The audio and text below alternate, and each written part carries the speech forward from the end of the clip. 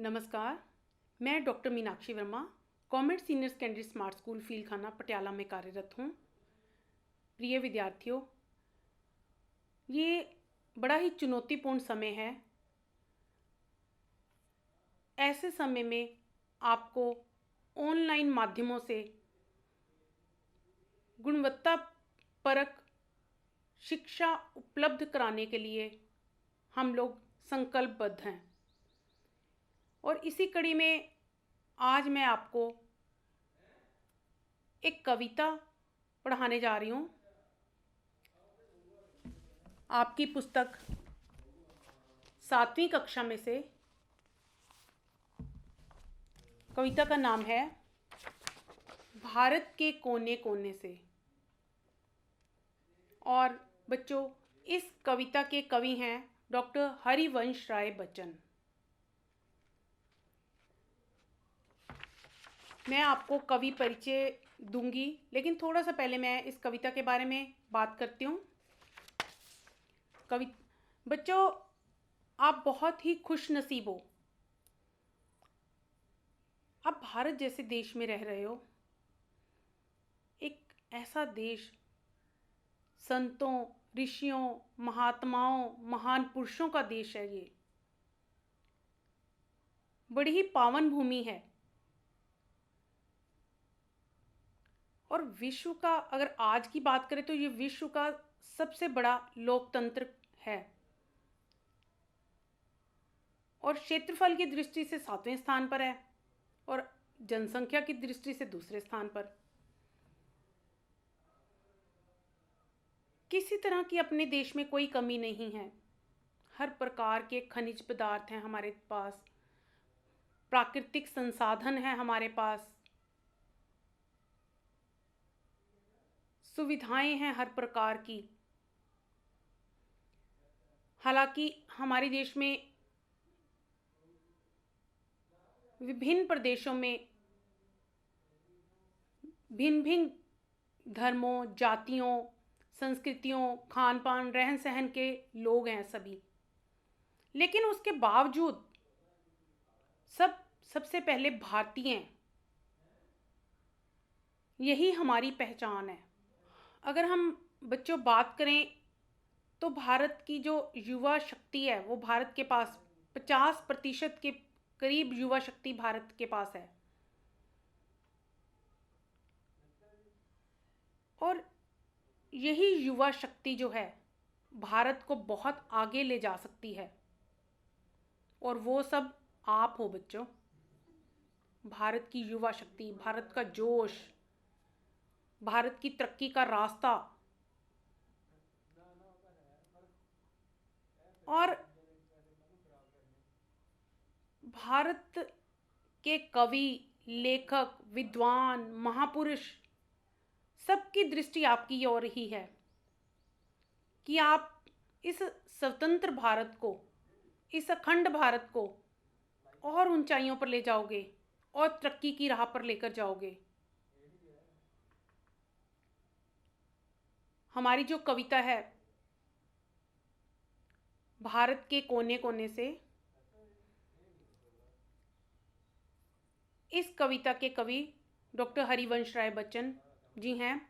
वो भी आपसे यही उम्मीद लगाकर उन्होंने इस तरह की कविताओं की रचना की। तो बच्चों, अभी मैं हरिवंश राय बच्चन जी के जीवन पर प्रकाश डालना चाहूँगी। हरिवंश राय बच्चन एक कवि और लेखक के रूप में हमारे सामने उपस्थित होते हैं। वो किसी परिचय के मोहताज नहीं हैं। वो एक महान कवि और लेखक हुए हैं। उनका जन्म 27 नवंबर 1907 को उत्तर प्रदेश में इलाहाबाद के पास प्रतापगढ़ जिले के बाबूपट्टी नामक गांव में हुआ।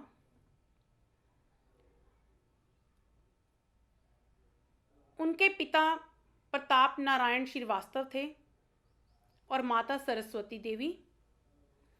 अगर हम उनकी शिक्षा की बात करें तो उनकी शिक्षा अपने गांव की पाठशाला में ही हुई, प्रारंभिक शिक्षा। उसके पश्चात इन्होंने इलाहाबाद विश्वविद्यालय से अंग्रेजी में एमए की उपाधि प्राप्त की, एमए की, और उसके पश्चात इन्होंने कैम्ब्रिज विश्वविद्यालय से पीएचडी की अंग्रेजी साहित्य में। जब ये वापस लौटे तो इन्होंने इलाहाबाद विश्वविद्यालय में ही अध्यापन कार्य शुरू कर दिया और साथ ही ऑल इंडिया रेडियो इलाहाबाद में भी ये काम करने लग गए। बाद में इन्हें भारत सरकार ने विदेश मंत्रालय में हिंदी विशेषज्ञ के रूप में नियुक्त कर लिया और उसके पश्चात ये राज्यसभा के मनोनीत सदस्य भी रहे हैं। लेकिन इस बीच, क्योंकि इन्होंने 13 वर्ष की आयु में ही काव्य लिखना आरंभ कर दिया था, इस बीच ये हिंदी की सेवा निरंतर करते रहे। हिंदी के लिए इन्होंने बहुत सारा काव्य किया, काव्य रचते रहे, हिंदी का प्रचार प्रसार करते रहे। इन्होंने बहुत लिखा। अगर हम इनके काव्य साहित्य की बात करें तो अनवरत ये लिखते रहे। इन्होंने इनके जो काव्य संग्रह हैं, बहुत सारे काव्य संग्रह इनके आए। तेरा हार, मधुशाला, मधुबाला, मधुकलश, ये इनके काव्य रचनाएं हैं, काव्य संग्रह हैं।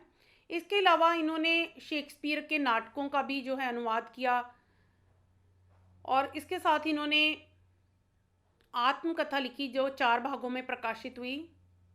क्या भूलूं क्या याद करूं, नीड़ का निर्माण, फिर बसेरे से दूर, 10 द्वार से सोपान तक। तो इन्होंने बहुत सारा साहित्य रचा। इन्होंने बाल साहित्य भी रचा, बच्चों के लिए बहुत ही बाल सुलभ कविताएं लिखी, बच्चों के मानसिकता को ध्यान में रखकर। बच्चों, जो इन्होंने भारत के कोने कोने से कविता लिखी, उसमें ये बच्चों को जो है एक संदेश देना चाहते हैं कि वही भारत के जो है भावी कर्णधार हैं, भारत के एक नागरिक हैं, वही भारत में सभ्य समाज का निर्माण करेंगे। वो केवल अपने देश, प्रदेश या समाज का नाम ही रोशन नहीं करेंगे, बल्कि दूसरे देशों में भारत का नाम रोशन करें और भारत को उस ऊंचाई पर ले जाएं। और ये सब बच्चे ही कर सकते हैं। तो ये बच्चों से उम्मीद लगाते हुए इन्होंने ये उम्मीद रखी, चाहे बच्चे किस भी प्रदेश में रहते हों, विभिन्न प्रदेशों में रहने वाले बच्चे, चाहे वो उत्तर में रह रहे हैं, चाहे वो दक्षिण में रह रहे हैं, चाहे पूर्व में रह रहे हैं, चाहे पश्चिम में रह रहे हैं, उनका रहन सहन, उनका खान पान, उनकी जाति, उनका धर्म, उनका वेशभूषा, उनकी संस्कृति, उनकी बोलियां भले ही अलग हों, लेकिन उसके बावजूद वो एक ही मंच पर उपस्थित होकर भारत की तरक्की का एक रास्ता खोलें, भारत के विकास का, भारत की प्रगति का, भारत को उन्नति की राह पर लेके जाएं, भारत के लिए कुछ ऐसा कर दिखाएं कि पूरा विश्व अचंभित हो जाए देखकर। तो इन्होंने ये सब ध्यान में रखते हुए, क्योंकि बच्चे जो होते हैं, बच्चों की जो भावनाएं होती हैं बड़ी ही कोमल होती हैं, वो बहुत जल्दी ग्रहण कर लेते हैं। इस सबको इन्होंने ध्यान में रखकर इस तरह की जो है कुछ कविताएं इन्होंने जो है रची और एक तरह से उनको एक रास्ता दिखाया और वो बच्चों के माध्यम से जो है एक संदेश सारी दुनिया तक पहुंचाना चाहते हैं। क्योंकि जब इसमें कहा जा रहा है कि भारत के कोने कोने से हम सब बच्चे आए हैं, तो इसके माध्यम से वो एक लोगों तक, अपनी सब जनता तक, दुनिया तक सब एक संदेश पहुंचाना चाहते हैं। तो बच्चों, मुझे पूरी उम्मीद है कि मैं जब ये कविता पढ़ूंगी तो आप इसे बड़े ही ध्यानपूर्वक सुनोगे। अब मैं ये कविता जो है आपके सामने पढ़ने जा रही हूँ। भारत के कोने कोने से हम सब बच्चे आए हैं, नई उमंगों आशाओं का हम संदेशा लाए हैं। हम गिरी की ऊंचाई लाए, हम सागर की गहराई, हम पूरब से आए लाए प्रातः किरण की अरुणाई। भारत के कोने कोने से हम सब बच्चे आए हैं, नई उमंगों आशाओं का हम संदेशा लाए हैं। हम पश्चिम से आए लाए आग राग राजस्थानी, हम लाए हैं गंग जमुन के संगम का निर्मल पानी। भारत के कोने कोने से हम सब बच्चे आए हैं, नई उमंगों आशाओं का हम संदेशा लाए हैं। कल आने वाली दुनिया में हम कुछ कर दिखलाएंगे, भारत के ऊंचे माथे को ऊंचा और उठाएंगे। भारत के कोने कोने से हम सब बच्चे आए हैं, नई उमंगों आशाओं का हम संदेशा लाए हैं। नई उमंगों आशाओं का हम संदेशा लाए हैं। बच्चों, आपने कविता सुनी होगी, आपने देखा कि कितने सुंदर शब्दों में, कितनी सुंदर भाषा में जो है कवि ने अपने भावों की अभिव्यक्ति की है और बच्चों के माध्यम से ये बात जो है हम तक पहुंचाई है। तो बच्चों, आपने ये कविता अच्छी तरह से सुनी होगी। अब मैं इसकी व्याख्या करने जा रही हूँ। आप व्याख्या ध्यानपूर्वक सुनेंगे। अगर आपके पास कॉपी है तो आप उसमें कृपया उसमें कुछ लिखते भी जाएं। जो भाव आपको समझ नहीं आते तो वो आप लिख भी सकते हैं। भारत के कोने कोने से हम सब बच्चे आए हैं, नई उमंगों आशाओं का हम संदेशा लाए हैं। इसमें जो कवि कह रहे हैं कि भारत एक विशाल देश है, विशाल देश में विभिन्न प्रदेश हैं, और वो प्रदेश अगर हम दिशाओं के माध्यम से आपके तक बात करें कि उत्तर, दक्षिण, पूर्व, पश्चिम, इन दिशाओं से सब बच्चे जो हैं आ रहे हैं। भारत के कोने कोने से का मतलब यहाँ पे यही है, उसका अभिप्राय ये है कि विभिन्न दिशाओं से जो बच्चे वो हैं आ रहे हैं, वो कह रहे हैं कि हम नई उमंगों आशाओं का संदेशा लेकर आए हैं। नई उमंगों आशाओं का अभिप्राय यहाँ पर है कि नव ऊर्जा का, वो हम सब में नई ऊर्जा का, नई स्फूर्ति का, नए जोश का संचार करना चाहते हैं। नई उम्मीदें जगाना चाहते हैं कि जो भारत हमारे पूर्वजों ने हमें सौंप दिया, हमारे लिए आज़ादी प्राप्त की, हमें जो भारत सौंपा है कि अब हमने चुप होकर नहीं बैठ जाना। हमने उसके लिए, उसके विकास के लिए, उसकी प्रगति के लिए, उसके उत्थान के लिए कुछ और करना है। तो बच्चे कह रहे हैं कि हम नई उमंगों आशाओं का संदेशा लेकर आए हैं। आप तक ये एक मैसेज पहुंचाना चाहते हैं कि हम भारत के लिए दृढ़ संकल्प होकर कुछ करना है। हम गिरी की ऊंचाई लाए, हम सागर की गहराई। जो पहाड़ों की ओर से विद्यार्थी बच्चे यहाँ पर आए हैं वो कहते हैं कि हम पर्वत जैसी ऊंचाई लेकर आए हैं, और जो सागर की तरफ से आए हैं तो वो कहते हैं कि हम सागर की गहराई लेकर आए हैं। यहाँ ऊंचाई और गहराई का अभिप्राय ये है कि हम ऊंचे, बड़े ऊंचे और गहरे विचार लेकर आए हैं। अब तक आपने उन पर, हम जो विचार गहराई और ऊंचाई वाले लेकर आए हैं, आपने उन पर कुछ अमल करना है। हम पूरब से आए लाए प्रातः किरण की अरुणाई। जो पूरब दिशा से आए हैं बच्चे, वो कहते हैं कि हम पूरब दिशा से आए हैं, जहाँ पर सूर्य उदय होता है, उस दिशा से आए हैं। सूर्य का उदय होना जो है नव संचार का, हमारे भीतर एक नव संचार पैदा करना है, नई ऊर्जा पैदा करना है, नई स्फूर्ति जगाना है। तो हम जो है सुबह की लालिमा लेकर आए हैं। आपके पास अरुणाई यानी कि लालिमा लेकर आए हैं, यानी कि सुबह सुबह जो होती, अगर सुबह आप उठते हैं तो आपको लगता है कि चारों तरफ चिड़ियाँ चहचहा रही होती हैं, आसमान खुला आसमान होता है, पक्षी उड़ रहे होते हैं, और हर ठंडी हवा के झोंके चल रहे होते हैं। तो ये सब जो बातें हमें एक नई खुशी, नया आनंद, एक नया जोश भरते हैं, और हमारे पूरे दिन की हमें ऊर्जा जो है सुबह ही मिल जाती है। तो ये बच्चे यहाँ पर यही हमें कहना चाहते हैं कि हम पूर्व दिशा से आए हैं, तो जहाँ से सूर्य उदय होता है, सूर्य उदय होने वाली जो ऊर्जा है वो हम आप तक लेकर आए हैं।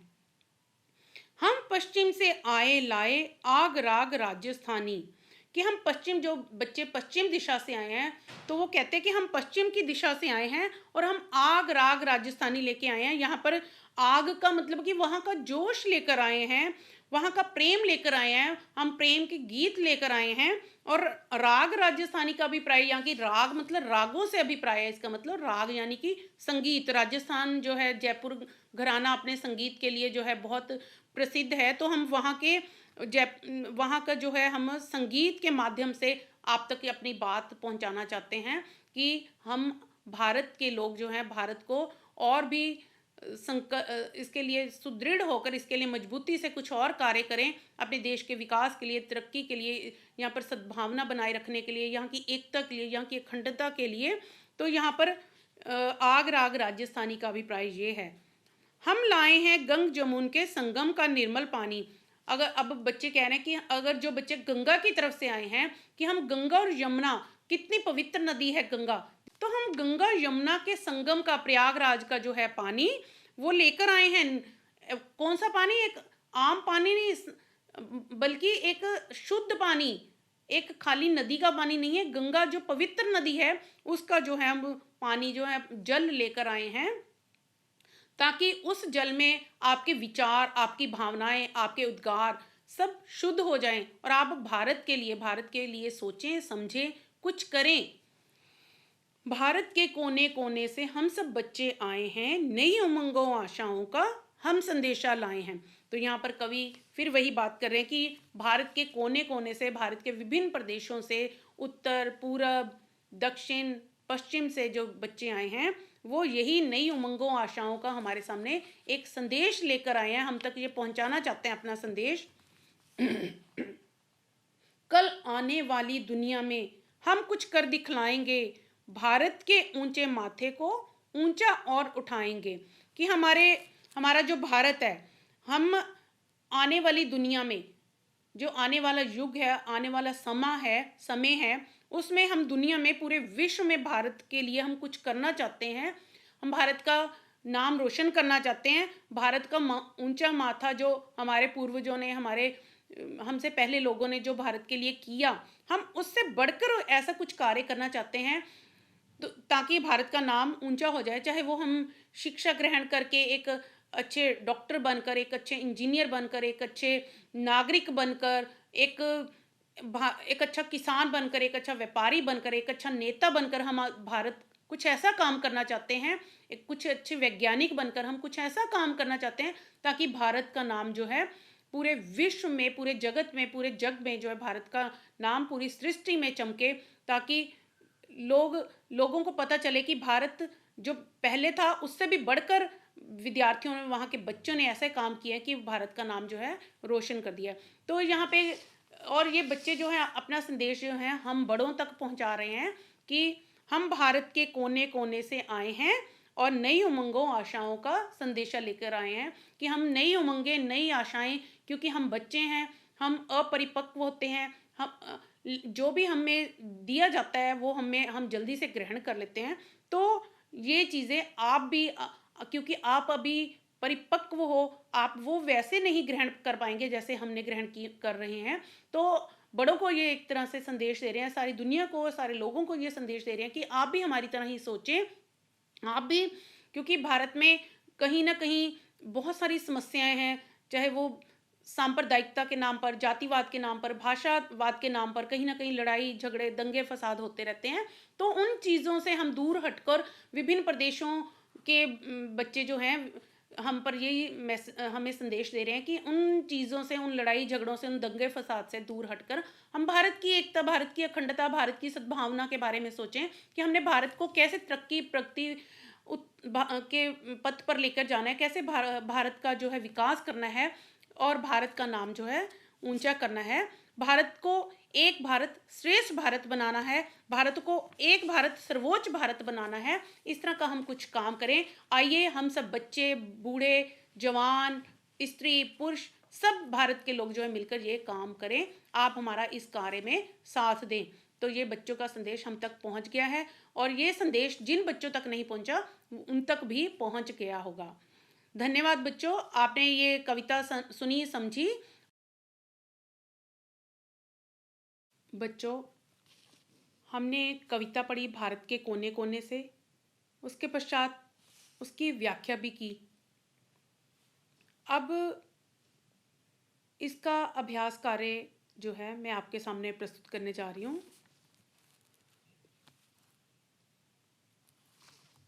सबसे पहले गुरुमुखी और देवनागरी लिपि में जो शब्द दिए गए हैं मैं वो पढ़ूंगी और आशा करूंगी कि आप उसे किताब में देखेंगे भी और कॉपी में लिखेंगे भी, ताकि आपको अंतर पता चल सके कि उन शब्दों में क्या अंतर है। पहला शब्द है पंजाबी में भारत और हिंदी में इसे हम कहते हैं भारत। अब यहाँ पे आप देखेंगे कि इसमें लिपि का क्या अंतर है। अगला है बच्चे, बच्चे,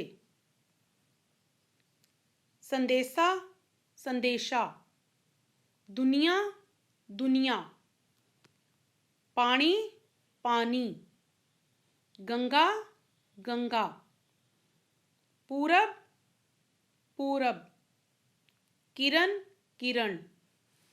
इस तरह बच्चों अब और भी पंजाबी और हिंदी के शब्द हैं, उनमें भी आप अंतर देखेंगे। समुंदर, सागर, इसे हम समुद्र भी लिख सकते हैं। साफ, निर्मल, साफ को हम निर्मल भी कह सकते हैं, शुद्ध भी कह सकते हैं, स्वच्छ भी कह सकते हैं।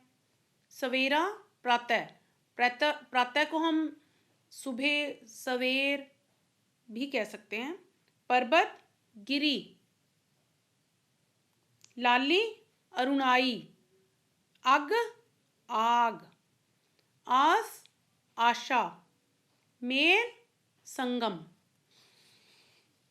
बच्चों अब हम प्रश्न उत्तर करने जा रहे हैं। 1 या 2 वाक्यों में उनका उत्तर देना है आपने। गीत गाने वाले बच्चे कहाँ से आए हैं? गीत गाने वाले बच्चे भारत के कोने कोने से आए हैं।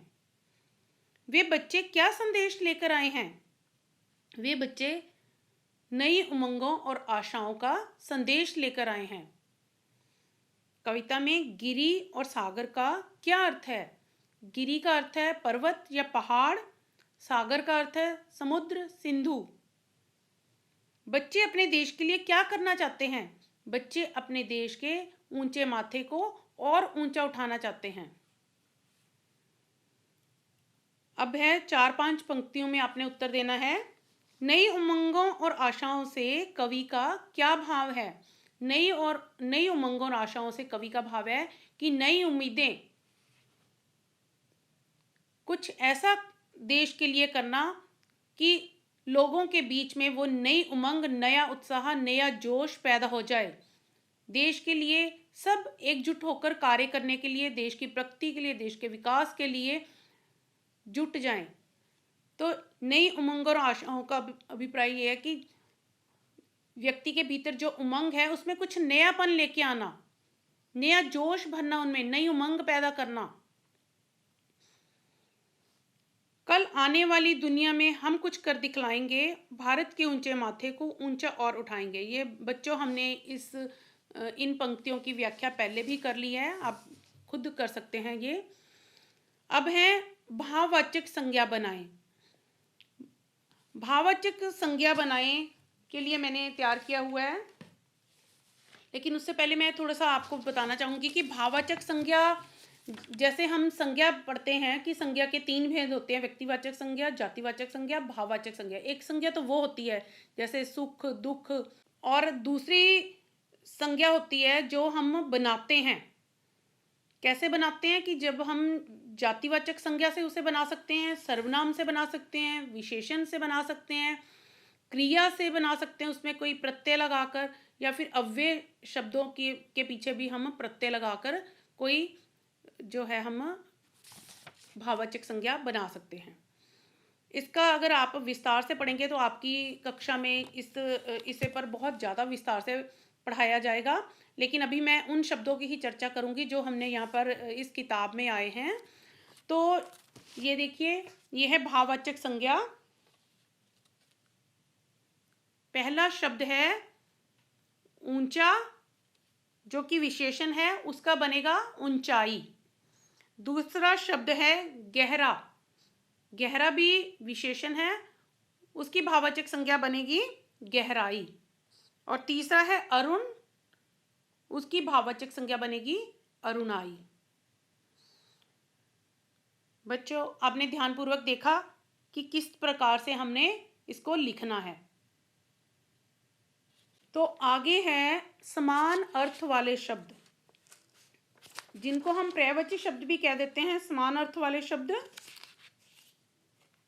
ये देखिए, पहला है गिरी। गिरी, गिरी का है पहाड़, पर्वत। अगला है सागर। सागर का है समुद्र, सिंधु। अगला है संदेशा। संदेशा का है खबर, समाचार। और आगे है पूरब, पूरब, प्राची। ये इसके समानार्थक शब्द हैं।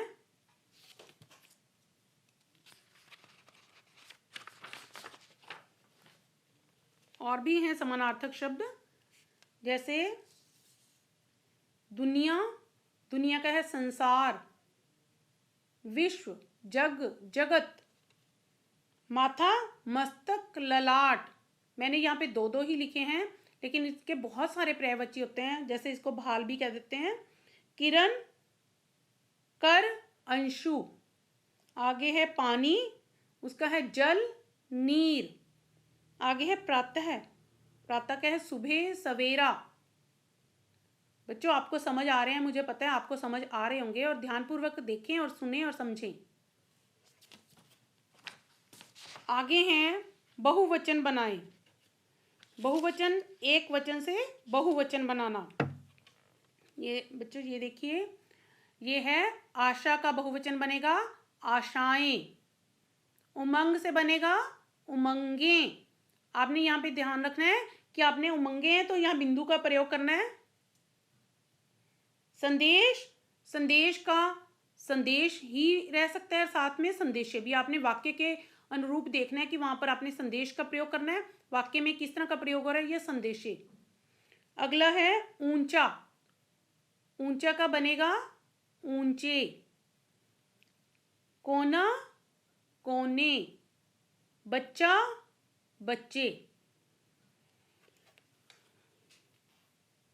तो बच्चों अब इसमें अंत में जो है प्रश्न, उसमें है कि नीचे दी गई पंक्तियों को पूरा करें। ये आप, अगर आपको कविता अच्छी तरह से याद है तो आप ये पंक्तियां जो है पूरी कर सकते हो। हम गिरी की ऊंचाई लाए, हम सागर की गहराई। हम पश्चिम से आए लाए आग राग राजस्थानी। हम लाए हैं गंग जमुन के संगम का निर्मल पानी। बच्चों मुझे पूर्ण विश्वास है कि आपको ये कविता अच्छी तरह से समझ आ गई होगी। इसका अभ्यास, इसको हमने पढ़ा भी, इसकी व्याख्या भी की और इसके बारे में चर्चा भी की, और इसके बाद में हमने इसका अभ्यास कार्य भी किया। धन्यवाद।